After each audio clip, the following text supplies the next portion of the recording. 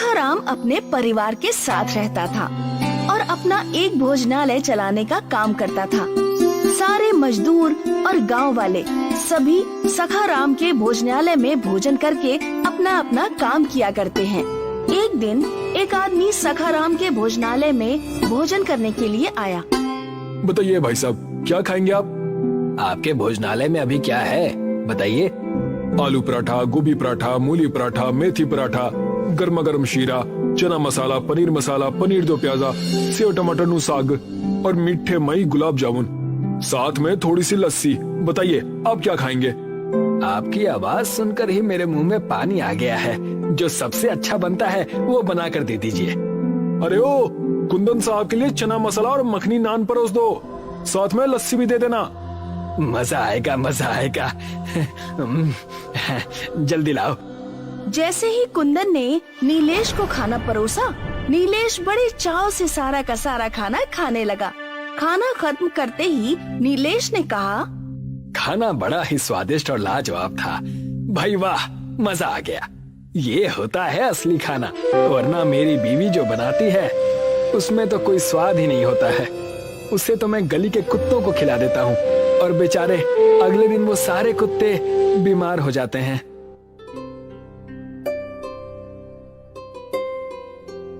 इस होटल में खाने के साथ नींबू पानी भी मिलता है। कुंदन भाई जरा मीठा लाना। अरे रुको, वो पानी तुम्हारे हाथ धोने के लिए है, पीने के लिए नहीं। क्या बात कर रहे हो तुम? अरे हमने तो अभी तक यही सुना है कि नींबू को पानी में डालकर पीते हैं, ना कि उसमें हाथ धोते हैं। तो फिर आप गलत जगह पर आ गए हैं। आपको किसी सस्ते भोजनालय में जाना चाहिए। बिल पे कीजिए और जाइए यहाँ से। कुंदन ने नीलेश के पास आकर एक पर्ची थमाई, जिसे देखकर नीलेश के होश उड़ गए। ये सब क्या है? चना मसाला 300 रुपए और नान 70 रुपए। नहीं भाई, मैंने कोई पार्सल नहीं करवाया है, इतने पैसे नहीं होने चाहिए। भाई साहब, ये कोई पार्सल के पैसे नहीं, बल्कि जो तुमने खाए हैं उसके पैसे हैं। इतनी तो मेरे दिन की दिहाड़ी भी नहीं है, और इतना महंगा खाना। अगर मुझे पता होता तो मैं थोड़ी ना खाता।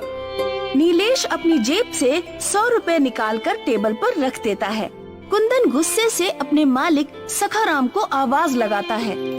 मालिक, इस आदमी के पास पैसे ही नहीं है। इसका बिल पूरे 700 रुपए है, मगर ये सिर्फ 100 रुपए देकर हमें टरकाने की कोशिश कर रहा है। नीलेश की बात सुनकर सखाराम गुस्से से वहाँ पर आता है। तुम्हारी जेब में जब फूटी कौड़ी नहीं थी तो तुम्हें क्या जरूरत थी यहाँ पर आने की?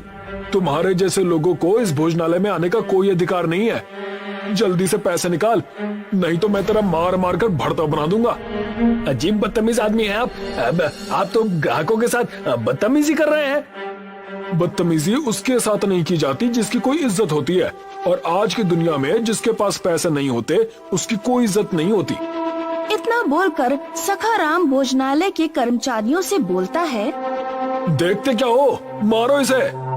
सखाराम की बात सुनते ही ढाबे के सारे कर्मचारी नीलेश को बुरी तरह से पीटने लगते हैं। सखाराम गुस्से से नीलेश से बोलता है, तुझे 2 दिन तक भोजनालय की झूठी प्लेट साफ करनी होगी, तब कहीं जाकर बिल चुकता होगा। नीलेश 2 दिन तक लगातार उस भोजनालय की झूठी प्लेट साफ करता रहा। 2 दिन बाद नीलेश अपने घर जाकर अपने साथ हुई उस दुर्घटना को रोते हुए अपनी पत्नी विमला को बताता है। अजी, क्या जरूरत थी उस भोजनालय में जाने की, जब आपके पास इतने पैसे नहीं थे।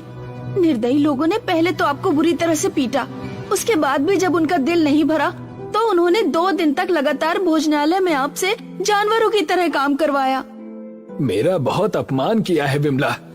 आज मुझे एक बात समझ में आ गई कि बेचारे गरीब और असहाय लोगों को अच्छे भोजनालय में भोजन करने का कोई अधिकार नहीं है, लेकिन मैं ऐसा नहीं होने दूंगा।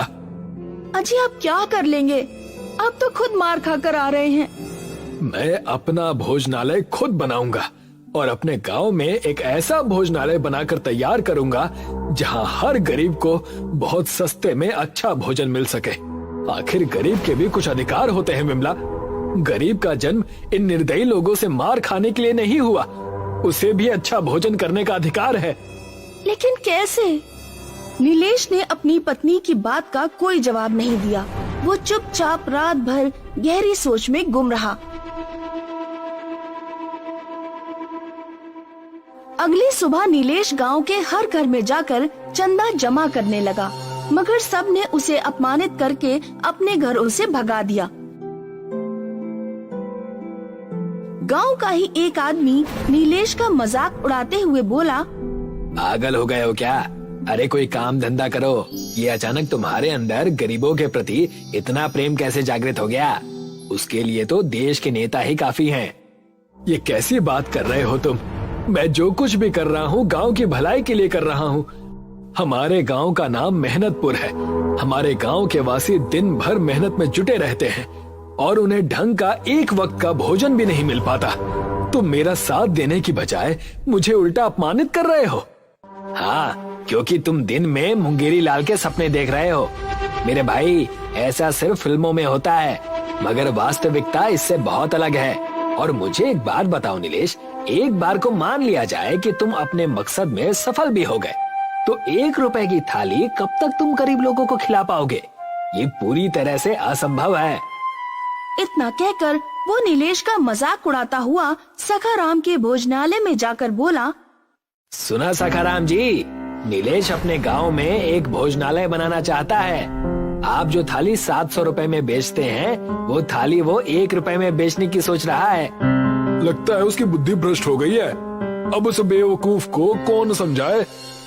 तभी सखाराम का नौकर कुंदन सखाराम के पास आकर धीरे से बोला, सखाराम जी, हमें इसकी बातों को मजाक में नहीं लेना चाहिए। ओए, क्या कहना चाहता है तू? अगर नीलेश अपने मकसद में सफल हो गया तो कभी आपने सोचा है आपके भोजनालय का क्या होगा? कुत्ते लौटेंगे, कुत्ते। अरे काली जुबान, कभी तो अच्छा बोल दिया कर। तेरे मुंह से जब भी निकला है हमेशा उल्टा सीधा ही निकला है। चिंता मत कर, इस गांव का मुखिया मेरा बहुत अच्छा दोस्त है। वो नीलेश को अच्छी तरह से समझा देगा। सखाराम गांव के मुखिया के पास गया। मुखिया, हमारी मित्रता के चर्चे दूर दूर तक प्रसिद्ध हैं। मत भूलना, जो थाली मैं 700 रुपए में बेचता हूँ, वही थाली मैं तुम्हें 600 में खाने के लिए देता हूँ, यानी पूरे 100 का डिस्काउंट। बोल तो ऐसे रहे हो जैसे मेरे ऊपर बहुत बड़ा कोई उपकार करते हो। मैंने तो तुमसे कभी नहीं कहा कि तुम मुझे 100 रुपए का डिस्काउंट दो। और वैसे भी मैं तुम्हारे भोजनालय में महीने में 1 आध बार ही तो भोजन करता हूँ, और मुश्किल से अब तक तुम्हारे भोजनालय में 4 या 5 बार ही भोजन किया है। इस हिसाब से तुम्हारे 500 रुपए मेरे ऊपर बकाया है। लगता है मुखिया तुम मेरी बात का बुरा मान गए।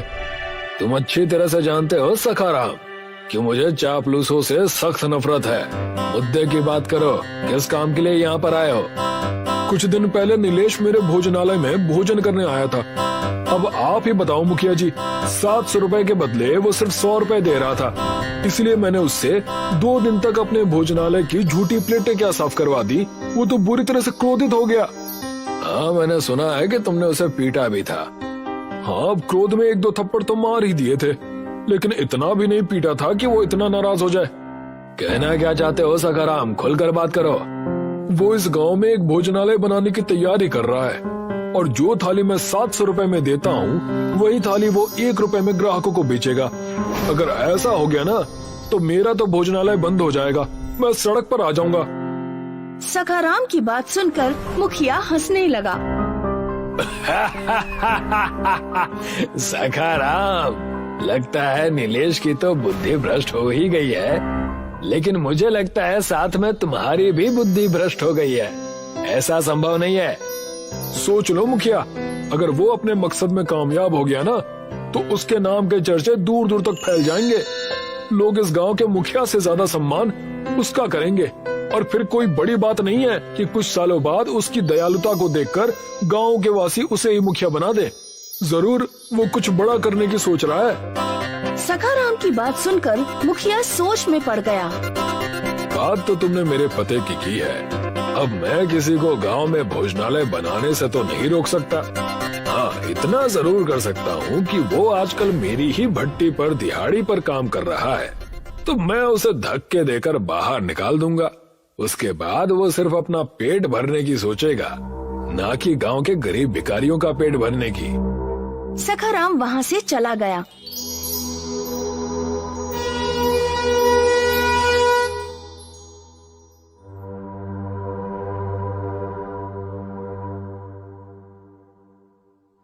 मुखिया ने उसी दिन नीलेश को काम से निकाल दिया।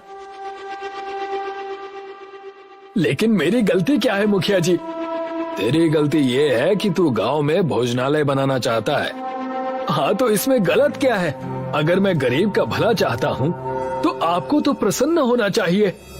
तू गरीबों का कोई भला नहीं चाहता नीलेश। मैं अच्छी तरह से जान गया हूँ कि तू सिर्फ अपना नाम करना चाहता है और मुझे मेरे पद से हटाकर खुद गांव का मुखिया बनना चाहता है। अरे पहले अपना और अपनी पत्नी का ही पेट भर ले, बाद में गरीबों के बारे में सोचना। चल निकल यहाँ से। मगर नीलेश ने हार नहीं मानी। नीलेश शहर जाकर चंदा जमा करने लगा। इस दौरान उसकी मुलाकात सेठ जमुना प्रसाद से हुई। जमुना प्रसाद बेहद दयालु व्यक्ति थे। मुझे तुम्हारी सोच बहुत अच्छी लगी नीलेश, कि तुम एक ऐसा भोजनालय बनाकर तैयार करना चाहते हो जहाँ पर गरीब अच्छा भोजन कर सके। मैं तुम्हारी मदद करने के लिए तैयार हूँ। सेठ जमुना प्रसाद की मदद से नीलेश ने गांव में एक बहुत अच्छा भोजनालय तैयार करवाया। उसके भोजनालय में गुजराती, मराठी, कन्नड़ सभी तरह के भोजन तैयार होने लगे। भोजनालय बनते ही कुछ लोग भोजनालय में भोजन करने के लिए आ गए। वो सब देश के अलग अलग शहरों के रहने वाले थे। एक गुजराती नीलेश से बोला, તમારા રેસ્ટોરન્ટમાંથી બહુ મસ્ત ખુશ્બુ આવે છે। આ ખુશ્બુ સૂંઘીને હું પોતાની રોકી ના શક્યો। તો હવે મને જમવા આપો। नीलेश ने उस गुजराती को एक थाली में गुजरात का सारा प्रसिद्ध भोजन परोस दिया। भोजन खाकर गुजराती खुश होते हुए नीलेश से बोला, કેટલા રૂપિયા? બસ 1 રૂપિયાની આખી થાળી મળશે। 1 रुपए का नाम सुनकर गुजराती खुश हो गया। भोजनालय में लोगों की भीड़ लगने लगी। दूर दूर के शहर के लोग नीलेश के भोजनालय में भोजन करने के लिए आने लगे। अमीर हो या गरीब, नीलेश हर किसी से एक थाली का 1 रुपया ही वसूलता था। और ये बात सखाराम को बिल्कुल भी पसंद नहीं आई। सखाराम क्रोधित होकर कुंदन से बोला, इस नीलेश ने तो मेरे भोजनालय को बंद करवा दिया है। मेरे भोजनालय में कोई कुत्ता तक नहीं भटकता। कुछ करो कुंदन। चिंता मत कीजिए सखाराम जी, मेरे पास एक उपाय है। कैसा उपाय? क्यों ना हम दोनों उसके भोजनालय में आग लगवा दें। जब 2-4 लोग जलकर मर जाएंगे तो उसका भोजनालय बंद हो जाएगा। सखाराम और कुंदन उस समय नीलेश के भोजनालय में आग लगाने की योजना बना रहे थे। उसी समय सेठ जमुना दास वहाँ से गुजर रहे थे। जमुना दास ने सखाराम और कुंदन की सारी बातें सुन ली। उन्होंने तुरंत पुलिस को इन्फॉर्म कर दिया। पुलिस उस दिन से नीलेश के भोजनालय पर नजर रखने लगी। रात के वक्त सखाराम और कुंदन भोजनालय में आग लगाने के लिए बहुत सारा पेट्रोल लेकर आ गए, मगर तभी पुलिस ने उन्हें दबोच लिया। मुझे तुमसे ऐसी उम्मीद नहीं थी सखाराम। तुम तो गांव के सम्मानित व्यक्ति हो। मुझे छोड़ दीजिए इंस्पेक्टर साहब, मैं इसके भोजनालय को जलाकर राख कर दूंगा। इसकी वजह से मेरा भोजनालय बंद हो गया। नहीं सखाराम, मेरी वजह से नहीं, बल्कि तुम्हारे ग्राहकों के साथ तुम्हारे बुरे व्यवहार की वजह से तुम्हारा भोजनालय बंद हुआ है। तुमने मुझे अपमानित किया। मैं चाहता तो अपने अपमान का जवाब किसी और तरीके से भी दे सकता था, लेकिन नहीं, मैं तुम्हारे अपमान का घूंट अमृत समझकर पी गया। और देखो, आज इस भोजनालय में देश का हर नागरिक आता है और सिर्फ 1 रुपए में पेट भरकर भोजन करके चला जाता है। तुम्हें क्या लगता है कि मुझे प्रॉफिट नहीं हो रहा? मेरे परिवार का खर्चा इसी भोजनालय से चलता है। पुलिस ने सखाराम और कुंदन को गिरफ्तार कर लिया और सखाराम का भोजनालय बंद हो गया। आज भी नीलेश के भोजनालय में 1 रुपए की ही थाली मिलती है।